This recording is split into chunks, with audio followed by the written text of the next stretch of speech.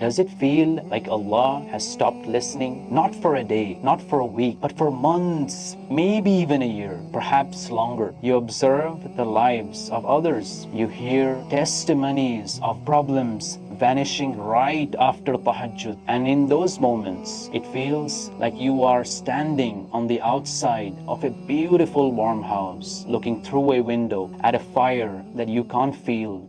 If you enjoy learning about Islam, like this video and subscribe Muslim Pro now. I want you to ask a question that we usually only whisper to ourselves in the dark. Question so heavy with shame and loneliness that we barely dare to form the words. Does it feel like Allah has stopped listening? Not for a day, not for a week, but for months, maybe even a year, perhaps longer. This isn't the simple pang of doubt after a missed prayer. This is a deep, bone-weary silence that blankets your spiritual life. You pray, you make dua, you raise your hands until your shoulders ache, but it feels like your words hit the ceiling and drop back down, unheard, unacknowledged. You repeat the sacred names, you recite the Quran, searching for that spark, that familiar warmth, but find only an echo. You observe the lives of others, especially your friends, the speakers on the podium, the voices online, and you see them talking about miracles and instantaneous answers and closeness that is palpable and real. You hear testimonies of burdens being lifted, of hearts being soothed, of problems vanishing right after tahajjud. And in those moments, a chilling thought settles over you. It feels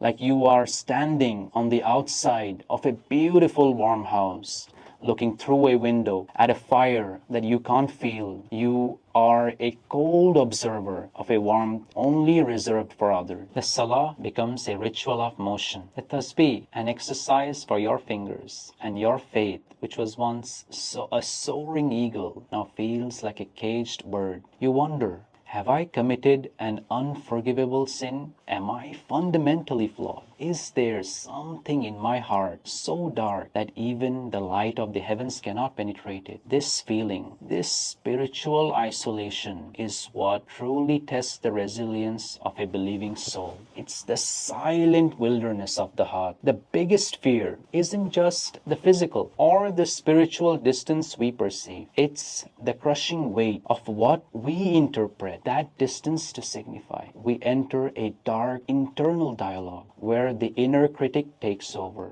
The narrative we construct is often an unforgiving, an absolute, I must have committed an offense so grievous, so repeated that I am now beyond redemption. Allah has finally turned his face away from me. He has moved an insurmountable distance, and in his infinite justice, he is simply done with me. This paralyzing belief is the true spiritual danger, my brothers, not the feeling of distance itself. Therefore, my brothers and sisters, today we must confront this fear. We are going to dedicate this time to a deep exploration of what many spiritual seekers experience and mistakenly call the long silence or the spiritual drought. Let us understand the long silence. This long silence is a period where the intense sweetness of prayer, the immediate emotional connection during dhikr, or the clear guidance that we once felt seems to have vanished. The feeling is one of dryness, of praying into a void. Why does it happen? This state is a recognized part of the spiritual path. It is often a phase of purification and testing. Sometimes Allah removes the feeling of closeness so that our worship is tested for its sincerity. Are we praying because the experience feels good? Are we praying because He is God and deserves our devotion,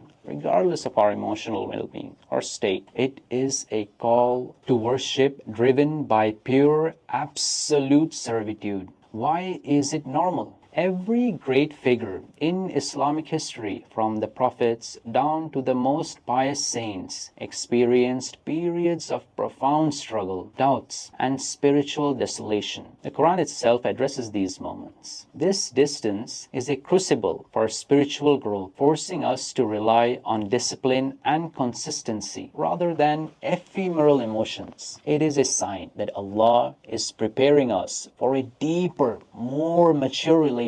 What are the misconceptions though? The critical and most vital truth that we must anchor in our hearts is this: feeling distant from Allah does not mean He has moved an inch away from you. The sensation of distance is a state of the heart. It's a state within our own hearts, not a reflection of Allah's eternal and unwavering mercy. Allah's attributes, His hearing, His sight are constant. His relationship with us is defined by His perfection, not our fluctuating emotions. He is closer to you than your own jugular vein. If you feel a great gulf, it means you have stopped perceiving His nearness, not that His nearness has been withdrawn. We are not abandoned. We are being trained. The long silence is not a punishment. It is an invitation to seek Him with greater humility and perseverance. Our task is to fill that silence with the quiet, steadfast sound of La ilaha illallah, trusting that even if we cannot feel His embrace, His infinite mercy is encompassing us all the same. Let's look at the theology of nearness. Allah says in Surah Kahf, we are closer to Him than His jugular vein. Take a breath and think about that. Your jugular vein is what keeps life flowing to your brain. If it's severed, you're gone. Allah didn't say He is as far as the stars. He said He is closer than your own physical life source. If Allah is that close, why does He feel so far? We often confuse emotional proximity with actual proximity. Just because you can't feel the sun on a cloudy day doesn't mean the sun has left the solar system. The clouds are your trauma, your exhaustion, your mental health are simply the natural weather of being human.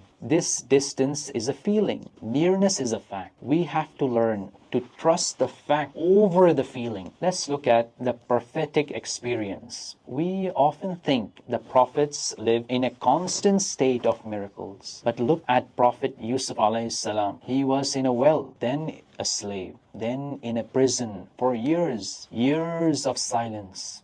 Look at Prophet Yaqub alayhi salam, crying until he went blind. Where was the feeling of closeness then? It was replaced by sabr. Faith has two modes. The intensity mode, tears, sweetness, waking up for tahajjud easily. And the second one is the quiet mode, showing up because it's the right thing to do, even when it's heavy. Most of our lives are lived in the quiet mode. We have been sold a version of Islam that is all intensity. So when we hit the quiet, we think we are failing. But Surah Al-Baqarah tells us Allah is with those who are patient. He doesn't say He is only with those who are feeling ecstatic. He is with those who are holding on. Pause this video, my brothers and sisters, and ask yourself, is this distance because I've neglected my prayers? Or is it just a season of dryness? There is a difference between walking away and feeling far. If you are still trying, you haven't walked away. When you are in a long period of distance, don't try to run a marathon. You will burn out and quit easily. When you are physically weak, you don't go to the gym and lift 100 kgs. You take small sips of water. You eat small meals. The micro dhikr,